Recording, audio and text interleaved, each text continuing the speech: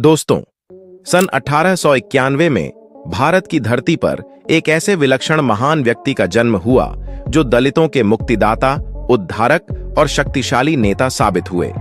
वे एक महान लेखक, नारी जाति को सशक्त बनाने वाले सिद्धांत शास्त्री और बौद्ध धर्म के मानवीय सिद्धांतों के पुनरुद्धारक थे।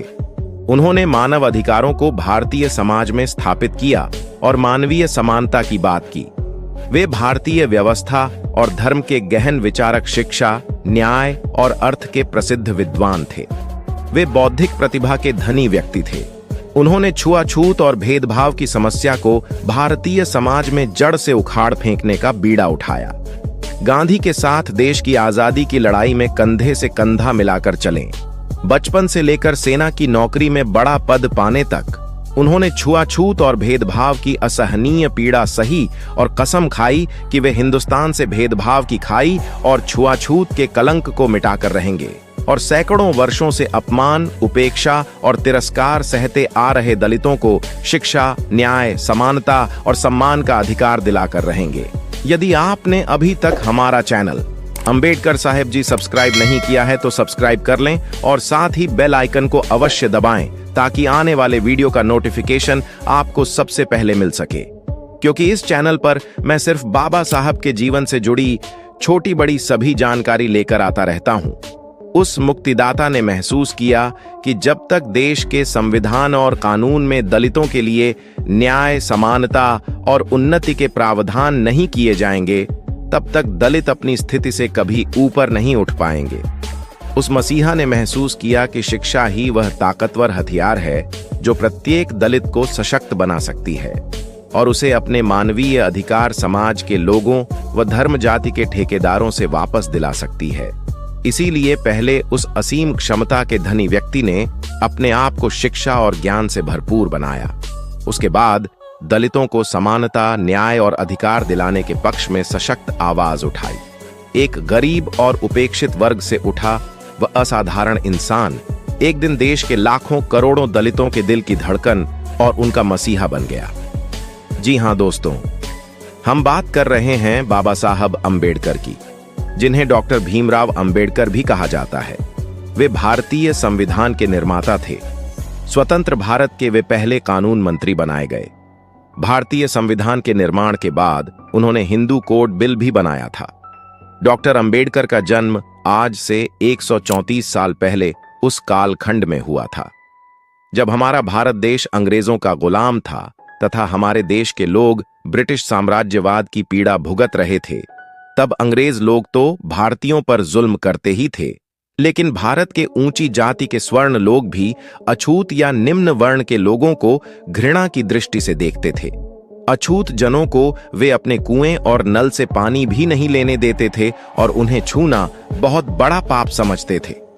छुआछूत और असमानता के ऐसे युग में मध्य प्रदेश के महू नामक स्थान में एक ऐसे महामानव का जन्म हुआ जो दलित वर्ग के लिए मुक्तिदाता साबित हुआ और उनके महान कार्यों के कारण दलित समाज के लोग उन्हें भगवान मानकर पूजने लगे।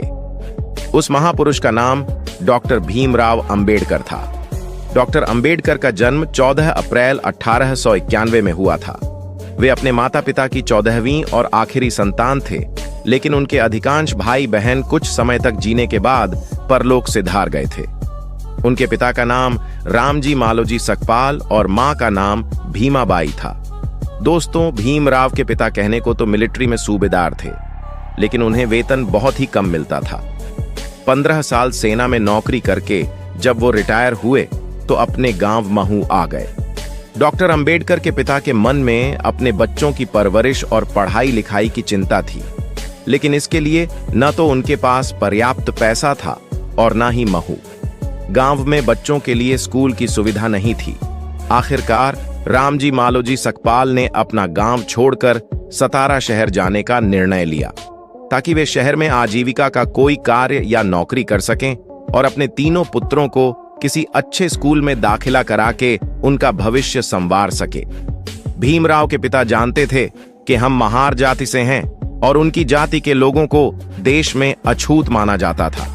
डॉक्टर अंबेडकर के पिता सोचते थे कि यदि मेरे पुत्रों ने शिक्षा ग्रहण नहीं की तो उन्हें आगे चलकर भूख, गरीबी और कष्टों का सामना करना पड़ेगा।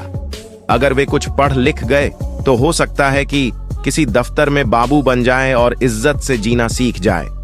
बड़ी मुश्किल से सतारा शहर में डॉक्टर अंबेडकर के पिता को एक कंपनी में स्टोर कीपर की नौकरी मिली।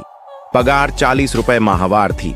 सूबेदारी की नौकरी में रामजीराव को 50 रुपए महीना वेतन मिलता था, लेकिन घर की तंग हालत के कारण उन्होंने वो नौकरी करना स्वीकार कर लिया। अपने परिवार के साथ सतारा शहर में रहते हुए भीमराव जब 5 वर्ष की आयु के हुए तो उन्होंने अपने पिता से पढ़ने की इच्छा जाहिर की। उनकी माताजी भी चाहती थीं कि वे पढ़े। पिता रामजीराव भी अपने बेटों को स्कूल में पढ़ाना चाहते थे, लेकिन वे ये सोचकर कि हम महार लोग हैं, अछूत जाति के हैं, शहर में कौन सा स्कूल हमारे बच्चों को दाखिला दे सकेगा। बालक भीमराव रोज पिता से स्कूल जाने की जिद करते थे। हारकर उनके पिता उन्हें शहर के कुछ स्कूलों में लेकर भी गए, लेकिन सब स्कूलों के संचालक और हेडमास्टरों ने उनके बेटे भीमराव को अपनी शाला में प्रवेश देने से मना कर दिया। एक दिन एक स्कूल का हेडमास्टर बालक भीमराव को अपनी शाला में प्रवेश देने के लिए राजी हो गया, लेकिन उसने शर्त रखी कि भीम को स्कूल में कक्षा के दरवाजे से बाहर बैठकर अपनी पढ़ाई करनी होगी। अपने बेटे को शिक्षा दिलाने के लिए रामजीराव ने यह शर्त भी स्वीकार कर ली। इस तरह भीमराव का दाखिला उस स्कूल में हो गया। भीमराव एक सीधे सादे बालक थे। अपने पिता की तरह वे बहुत गंभीर और सहनशील थे। साथ ही साथ बहुत कुशाग्र बुद्धि तथा मेधावी प्रतिभा के धनी थे। कक्षा के दरवाजे से बाहर वे उस जगह पर अपना टाट बिछाकर बैठते थे जहां छात्र अपने चप्पल और जूते उतारते थे, लेकिन बालक भीम को किसी से कोई शिकायत नहीं थी। उसके मन में केवल विद्या और ज्ञान अर्जित करने की लगन थी। वे पढ़ाई के जरिए दीन दुनिया की बहुत सारी बातें जान लेना चाहते थे। भीमराव और रोज सुबह समय से पहले स्कूल पहुंचते और अपनी कक्षा के बाहर दरवाजे पर बैठकर शिक्षकों द्वारा पढ़ाए जाने वाले पाठों को बड़े ध्यान से एकाग्रता पूर्वक सुना कर दे। टीचर के पाठ पढ़ाते पढ़ाते उन्हें वह पाठ स्कूल में ही याद हो जाता था। उन्हें घर पर अलग से उस पाठ को रटकर याद करने की आवश्यकता नहीं पड़ती थी। टीचर उनसे पाठ के संबंध में जो जो सवाल पूछते थे उसका भीमराव एकदम सही सही जवाब दे दिया करते थे। एक दिन गणित के अध्यापक ने एक प्रश्न ब्लैकबोर्ड पर लिखा और भीमराव को उसे हल करने के लिए बुलाया। भीमराव बड़े गर्व के साथ उठकर कक्षा के भीतर दाखिल हुए और जैसे ही ब्लैकबोर्ड की ओर बढ़े, कक्षा के सभी बच्चे चिल्ला चिल्ला कर कहने लगे, मास्टर जी, भीमराव अछूत है। ब्लैकबोर्ड के पास हमारे खाने के टिफिन रखे हुए हैं। इसकी परछाई से हमारे टिफिन का खाना अपवित्र हो जाएगा। भीमराव ब्लैकबोर्ड के पास नहीं पहुंच सके और छात्रों के आक्रोश के समक्ष झुकते हुए अध्यापक ने भीमराव को वापस अपनी जगह जाकर बैठने को कहा। इस तरह के कई अपमान और तिरस्कार भीमराव ने सहे। एक बार प्यास लगने पर बालक भीमराव ने कुएं पर रखी बाल्टी से पानी पी लिया। इस पर वहां खड़े लोगों ने उनकी जाति पूछकर उनकी खूब पिटाई की। एक दिन स्कूल के और बच्चों को रिक्शे पर बैठा देखकर भीमराव के मन में भी रिक्शे की सवारी करने की इच्छा हुई। उन्होंने सड़क पर जाते हुए एक रिक्शे को हाथ देकर रोका और कहा कि मुझे मेरे घर तक ले चलो, मैं तुम्हें रिक्शा का किराया दूंगा। रिक्शे वाले ने बालक भीम को अपने रिक्शे में बैठा लिया और रिक्शा खींचने लगा। रिक्शा चलाते हुए बातों ही बातों में उसने भीमराव से उसका परिचय और जाति आदि के बारे में पूछा। भीम को स्कूल की ड्रेस में देखकर उसने सोचा था कि ये बच्चा ऊंची जाति का होगा, लेकिन जब उसे पता चला कि ये बालक महार है तो उसने भीमराव को डांटते फटकारते हुए तुरंत अपने रिक्शे से नीचे उतार दिया। उसके बाद वो रिक्शा वाला बोला, तू अछूत होकर मेरे रिक्शे में बैठा, अब मैं तुझे इसका दंड दूंगा। अब तू यह रिक्शा खींचेगा और मुझे अपने घर तक ले चलेगा। मैं तुझसे रिक्शा का किराया भी 2 गुना वसूल करूंगा। इतना कहकर रिक्शे वाला रिक्शे की पिछली सीट पर बैठ गया। रिक्शे वाले के क्रोध से घबराकर बालक भीमराव अपने हाथों से रिक्शा आगे की ओर खींचने लगे। नन्हे भीमराव ने महसूस किया कि शहर के ऊंची जाति के लोग उनकी आवाज सुनकर अपवित्र हो जाते हैं और यदि किसी सवर्ण को छू ले तो वो अपवित्र हो जाता है। कई बार नहाने के बाद ही इन लोगों के शरीर से अपवित्रता मिट पाती है। बचपन में भीमराव अंबेडकर ने छुआछूत और भेदभाव की जो पीड़ा सही, वह उनके जीवन के लिए अभिशाप न बनकर आगे चलकर वरदान साबित हुई। इसी पीड़ा ने उनको अन्याय और कुरीतियों से लड़ने की ताकत दी, दलितों को भारतीय समाज में समानता का अधिकार और न्याय दिलाने के संघर्ष शक्ति प्रदान की। भीमराव ने स्कूल में एक एक करके 4 कक्षाएं अच्छे नंबरों से पास की और वे 5वीं कक्षा में आ गए। एक दिन उनकी मां कठिन बीमारी का शिकार हो गई। पति ने भीमाबाई का पड़ोसी वैद्य से इलाज कराया, लेकिन भीमाबाई को बचाया नहीं जा सका। स्कूल में भीमराव गणित और भूगोल आदि विषयों में बहुत होशियार थे। उनके मन में संस्कृत पढ़ने की इच्छा थी, लेकिन संस्कृत के अध्यापक ने उन्हें संस्कृत पढ़ाने से मना कर दिया। उसने भीमराव से कहा, तू तो अछूत है, संस्कृत ऊंची जाति के बच्चों के पढ़ने की चीज है बेटा, संस्कृत पढ़ना तेरे भाग्य में नहीं है। भीमराव हर कक्षा प्रथम श्रेणी के अंकों से पास करते गए। अब उन्हें हाई स्कूल की शिक्षा ग्रहण करने के लिए बड़े स्कूल में भर्ती होना था, लेकिन पिता रामजी राव के पास उनकी फीस जमा करने के पैसे नहीं थे। तब उनके पिता ने पीतल की अपनी पुरानी परात को एक सेठ के यहां गिरवी रखकर फीस के रुपयों का प्रबंध किया। इस तरह हाई स्कूल में भीमराव का दाखिला हो गया। हाई स्कूल की परीक्षा उन्होंने प्रथम श्रेणी में उत्तीर्ण की। भीमराव अंबेडकर आगे पढ़ना चाहते थे। वे कॉलेज में दाखिला लेना चाहते थे, लेकिन कॉलेज की फीस भरने के लिए घर में पैसे नहीं थे। ऐसे में बड़ौदा के महाराज सयाजीराव गायकवाड़ ने उनकी सहायता की। भीमराव को अपने एक मित्र से पता चला कि बड़ौदा रियासत के महाराज गरीब छात्रों की मदद करते हैं, अतः वे मदद मांगने महाराज की मुंबई स्थित कोठी पर गए। जब महाराज को पता चला कि भीमराव ने गरीब छात्र होकर भी फर्स्ट डिवीजन से हाई स्कूल पास किया है, तो वे भीमराव की सहायता करने के लिए तैयार हो गए। भीमराव ने मन में ठान लिया था कि मुझे पढ़ाई में ऊंची से ऊंची डिग्री प्राप्त कर शिक्षा में महारत हासिल करनी है। बड़ौदा नरेश ने भीमराव की सहायता के लिए उन्हें तुरंत 100 रुपए दिए और हर महीने 25 रुपए की छात्रवृत्ति देने का वायदा किया। इस तरह महाराज की सहायता से भीमराव ने बंबई के कॉलेज में एडमिशन ले लिया। उन्होंने बंबई कॉलेज से अच्छे अंकों से बीए की परीक्षा पास की। रमाबाई के साथ उनका विवाह हुआ और बेटे को तरक्की करते देख एक दिन भीमराव के पिता ने बड़े गर्व के साथ अपने जीवन की अंतिम सांस ली। बीए करने के बाद भीमराव फौज में लेफ्टिनेंट हो गए थे, लेकिन वे विदेश जाकर उच्च शिक्षा प्राप्त करना चाहते थे। इसलिए उन्होंने अपनी फौज की नौकरी से त्याग पत्र दे दिया और बड़ौदा महाराज की आर्थिक मदद से उच्च शिक्षा प्राप्त करने अमेरिका चले गए और वहां की कोलंबिया यूनिवर्सिटी में दाखिला ले लिया।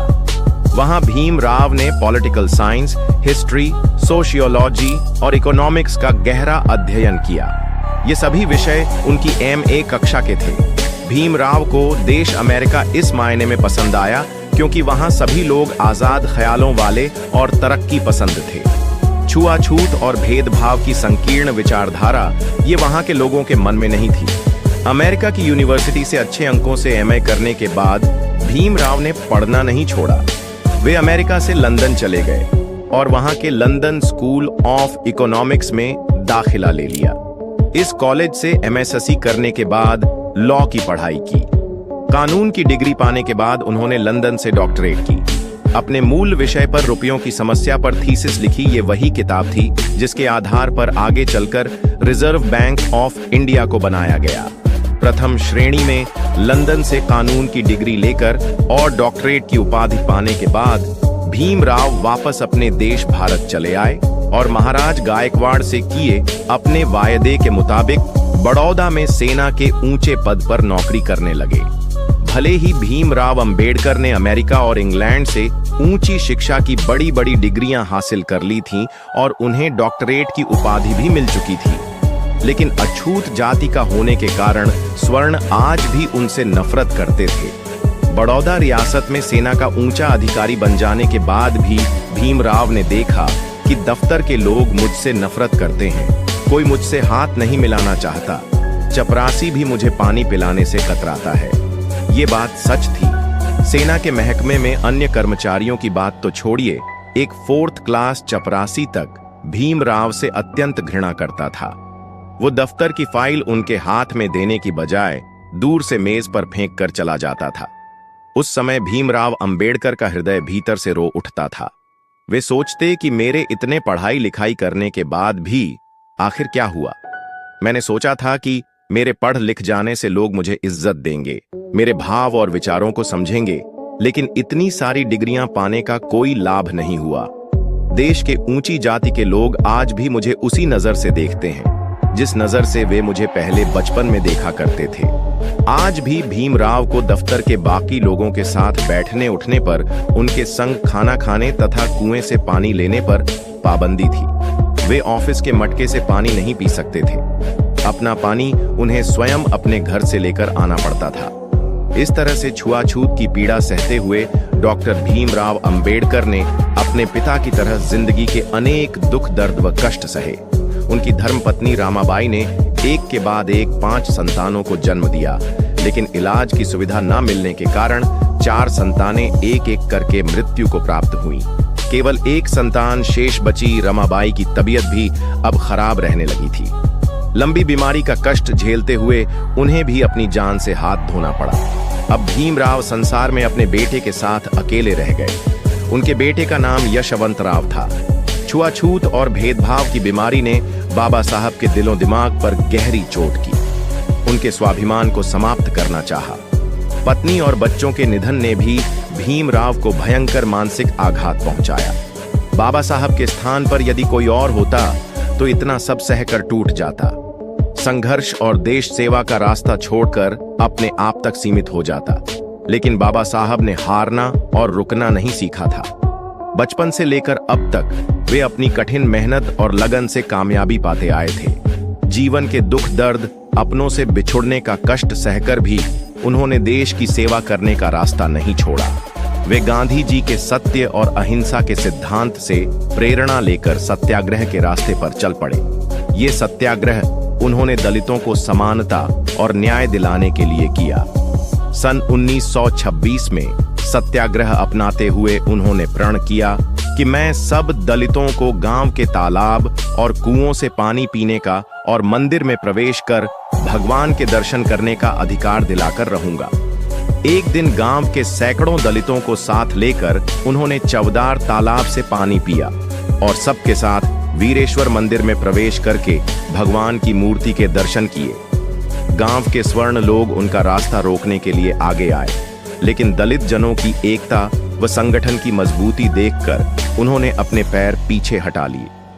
ये सब बाबा साहब के निडरता, बहादुरी और दृढ़ निश्चय के कारण ही संभव हो पाया था। उन दिनों दलित महिलाओं को अपनी धोती या साड़ी पांव से ऊपर उठाते हुए पहननी पड़ती थी। उन्हें धोती से अपने पैरों को ढकने का अधिकार नहीं था।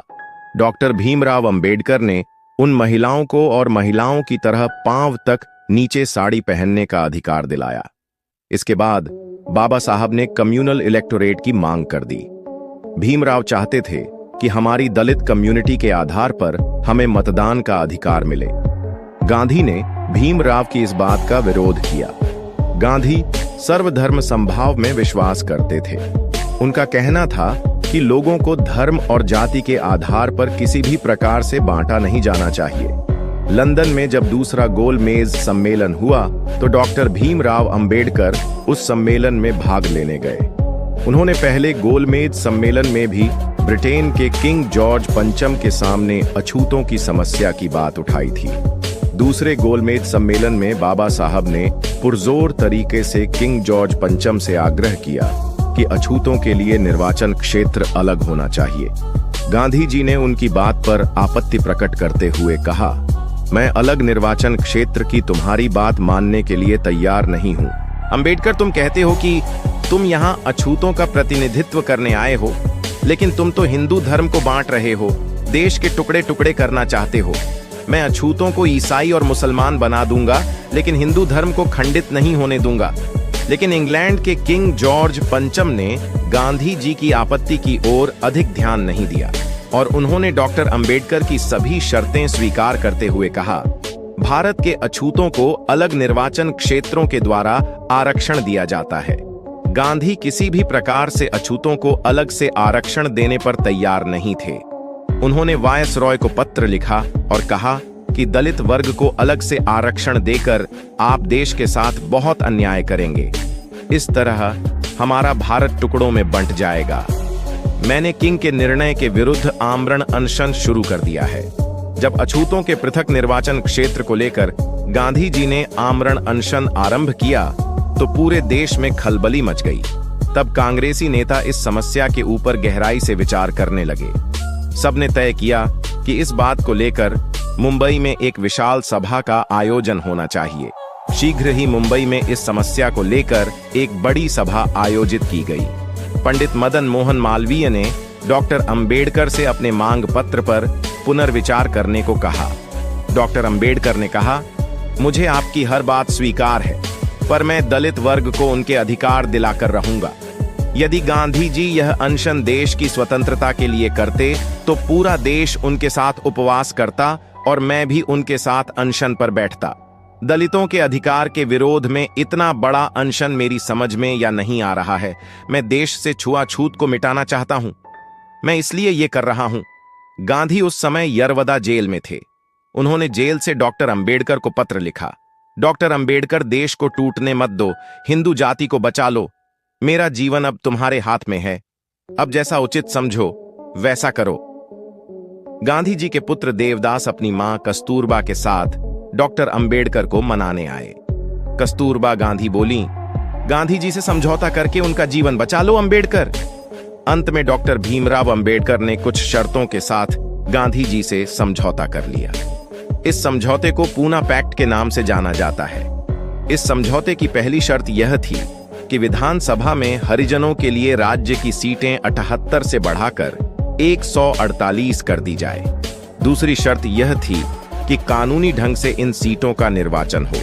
तीसरी शर्त, केंद्रीय विधानसभा में हरिजनों के प्रतिनिधि मिले जुले निर्वाचन क्षेत्रों के सिद्धांतों के मुताबिक चुने जाएंगे। चौथी शर्त, केंद्र की विधानसभाओं में जितनी सीटें निश्चित होती हैं उनमें से 18% सीटें हरिजनों के लिए होनी चाहिए।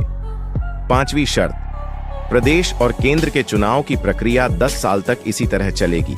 छठी शर्त, केंद्र और प्रदेश की विधानसभा में जब आरक्षित सीटों को हटाया जाएगा तो उसके लिए हरिजनों का जनमत लिया जाएगा।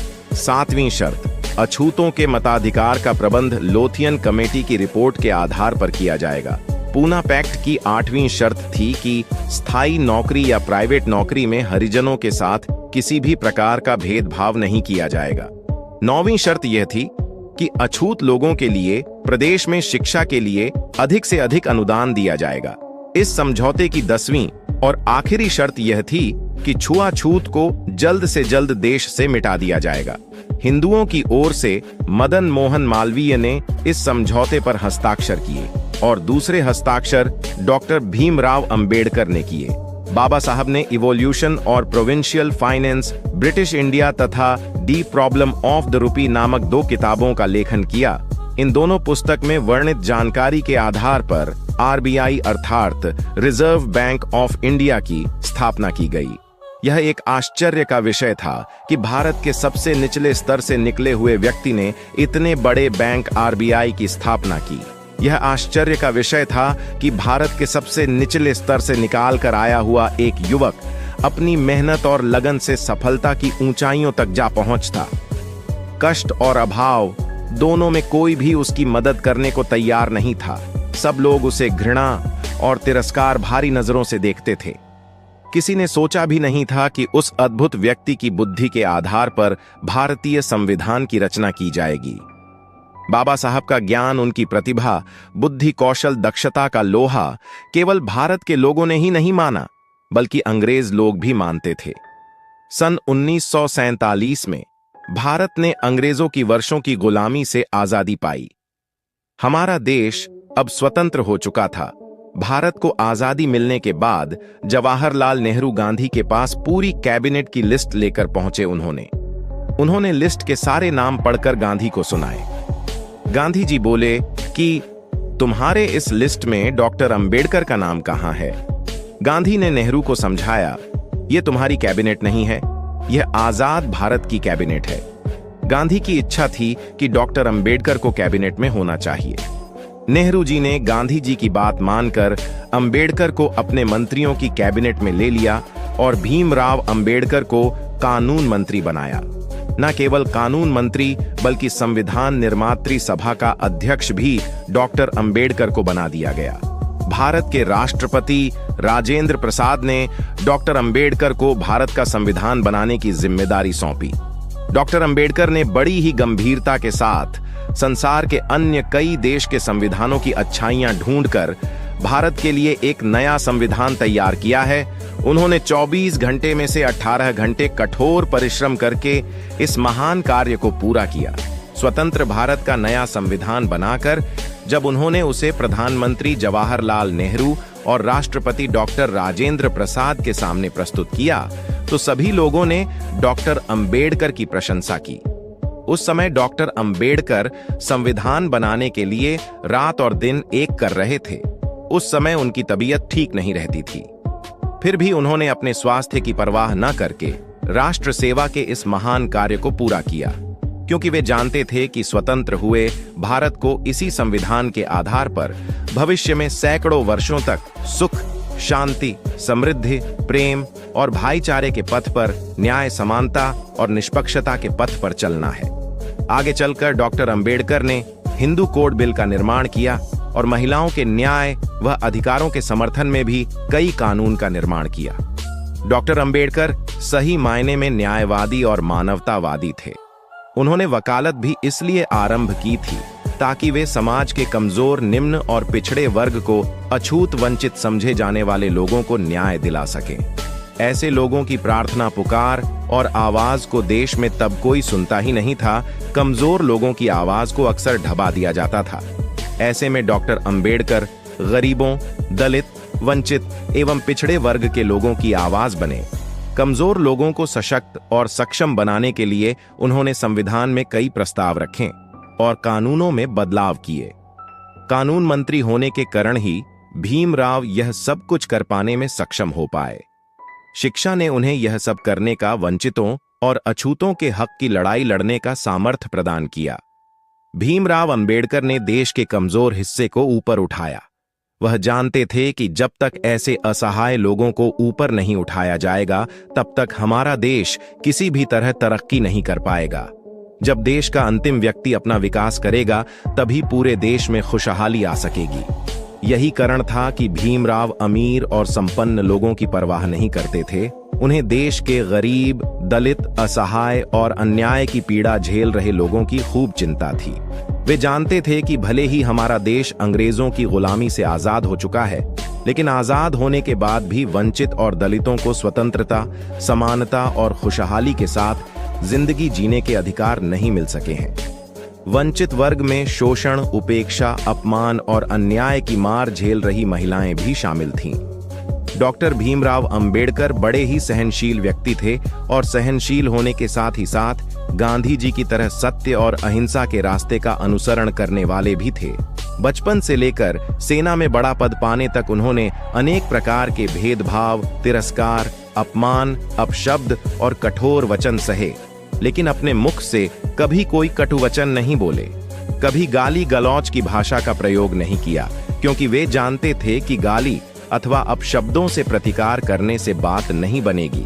इससे अपने दलित समाज को सही न्याय नहीं दिलाया जा सकेगा और ना ही प्रतिशोध के रास्ते पर चलकर उन्हें ऊपर उठाया जा सकेगा। मुझे तो जड़ से भेदभाव और छुआछूत की समस्या नष्ट करनी है। कोई ऐसा महान कार्य करके दिखलाना है जिससे मेरा दलित समाज सदियों तक अपना सिर ऊंचा करके चल सके, समाज के अन्य वर्ग के लोगों के साथ कदम से कदम मिलाकर चल सके और भारत का महान संविधान बनाकर उन्होंने ये अद्वितीय कार्य संभव कर दिखाया। 26 जनवरी 1950 को जब भीमराव अंबेडकर द्वारा बनाया गया संविधान देश में लागू हुआ तो दलितों के चेहरे प्रसन्नता से खिल उठे। अन्याय, भेदभाव और तिरस्कार की मार झेल रहे वंचित वर्ग के चेहरों पर खुशियां छा गईं। संविधान के रूप में उन्हें सक्षम और सम्मानपूर्ण जिंदगी जीने के कई अधिकार प्राप्त हो चुके थे। डॉक्टर अंबेडकर ने अपने जीवन और आचरण में हमेशा सहनशीलता के गुण का इस्तेमाल किया। उनके भाषण, लेख और किताबों में तथा संविधान के विभिन्न अनुच्छेदों में भी हमें उनकी सहनशीलता, संयम, धीरज व गंभीरता के महान गुणों के दर्शन होते हैं। गांधी जी की तरह अहिंसा को वे मानव का सबसे बड़ा धर्म या परम धर्म मानते थे। उन्होंने देखा कि बौद्ध धर्म आज के समय में भी सबसे अधिक उदार और सहनशील है। ये धर्म मानव के बीच किसी भी तरह का भेदभाव नहीं करता, किसी को छोटा या किसी को बड़ा नहीं समझता, चाहे मनुष्य किसी भी जाति या धर्म का हो। बौद्ध धर्म सभी को गले लगाता है। यही कारण वे थे कि बाबा साहब ने हिंदू धर्म त्याग कर बौद्ध धर्म ग्रहण करने का निर्णय लिया। 14 अक्टूबर 1956 को उन्होंने नागपुर में बौद्ध धर्म की दीक्षा ली। उनको दीक्षा देते समय बौद्ध भिक्षु चिंतामणि ने उनसे पूछा, तुम सत्य का पालन कर सकोगे? सत्य मेरी मां है, भीमराव ने उत्तर दिया। भिक्षु चिंतामणि ने पुनः पूछा, कटुवाणी सह सकोगे? मेरे लिए अब इस संसार में कुछ भी कटु नहीं रहा। हाथ में भिक्षा पात्र लिए, पीले वस्त्र पहने, मुंडित शीश अंबेडकर ने उत्तर दिया। इसके बाद भिक्षुक चिंतामणि ने उन्हें बौद्ध धर्म की दीक्षा दी। अब बाबा साहेब देश के सामान्य व्यक्ति, नेता और किसी के पैरोकार नहीं रहे, बल्कि वे आत्मवत सर्वभूतेषु अर्थात सभी प्राणियों को अपने समान देखने वाले आध्यात्मिक हो गए। बौद्ध धर्म की पुस्तकों का गहराई से अध्ययन मनन करके उन्होंने समतावादी गहन दृष्टि प्राप्त की। अब बाबा साहब के लिए कोई अपना या कोई पराया नहीं रहा था। सब उनके अपने हो गए थे और वे सबके हो गए थे। बौद्ध धर्म स्वीकार कर लेने के बाद सभी के प्रति प्रेम, क्षमा और दया का भाव उन्होंने अपने हृदय में धारण किया। डॉक्टर भीमराव अंबेडकर शिक्षा शक्ति के जीते जागते उदाहरण थे। शिक्षा उनके जीवन का सबसे अधिक महत्वपूर्ण और अभिन्न हिस्सा थी। शिक्षा ने इन्हें तार्किक शक्ति, बौद्धिक ताकत और मनन करने की योग्यता प्रदान की। कोलंबिया यूनिवर्सिटी ने इन्हें number 1 scholar in the world की उपाधि प्रदान की। शिक्षा के बल पर ही भीमराव ने समाज के दलित और निचले तबके को ऊपर उठाकर उन्हें समर्थ और योग्य बनाया।